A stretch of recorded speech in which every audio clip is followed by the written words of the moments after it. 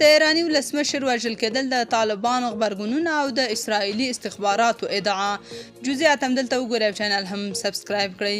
ایران رسما اعلان وکړ چې د ولسمشر ابراهیم رئیسي او د بهرنیو چارو وزیر په ګډون اووه نور کسان هم د پرون ورځې په پیښه کې وژل شوي دي.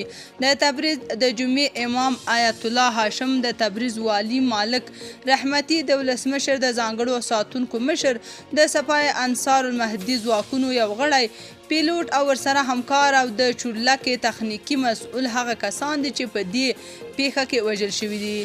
ارګ په یوه خبرپاڼه کې لیکلي د افغانستان اسلامي امارت او ټول افغانان په دې دردناکه پیښه د زړه له تله غمجن او خواشیني دي.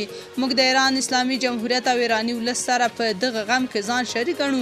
د ټولو قربانیانو کورنۍ او د ایران ملت او حکومت ته د تسلیت مراتب وړاندې کوو.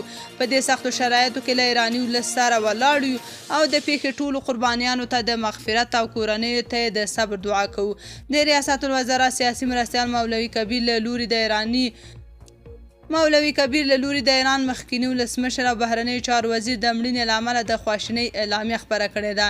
ملي ټلویزیون د هغه په حواله لیکلي چې د ایران مخکینی ولسمشر، بهرنیو چارو وزیر او مل پلاوي په مړینه خواشیني دي. په دغه اعلامیه کې ویل شوي چې طالبان په دغه ویر کې د ورور او دوست هیواد ایران ترڅنګ ولاړ دي. جنرال موبین لیکلي ایران د افغانستان ګاونډی هیواد دی. تر ډیره حده تاریخي او ګډ مشترکات سره لرو. دا چې په یاده پیښه تر ټولو زیات اسرائیل خوښ دي، نو د ایران د ولس سره غم شریکي کوو او صبر ورته غواړو. جواد سارګر لیکلي د ایران حکومت او ملت سره په دې سختو شرایطو دردېدل موږ خپل مسؤلیت ګڼو. موږ د ایران سره مختلف مشترکات لرو. له همدې امله د ځینو ستونزو د رامنځته کېدو په وخت د ایراني حکومت زغم او صبر د دې واضح دلیل دی چې موږ ښه همسایګان او نه بیلیدونکي ملت یو. بلخوا د اسرائیلو استخباراتو موساد اړوند ویبپاڼه ادعا کړې چې دوی د هدفي برید په مرسته د ایران د ولسمشر الوتکه په نښه کړې.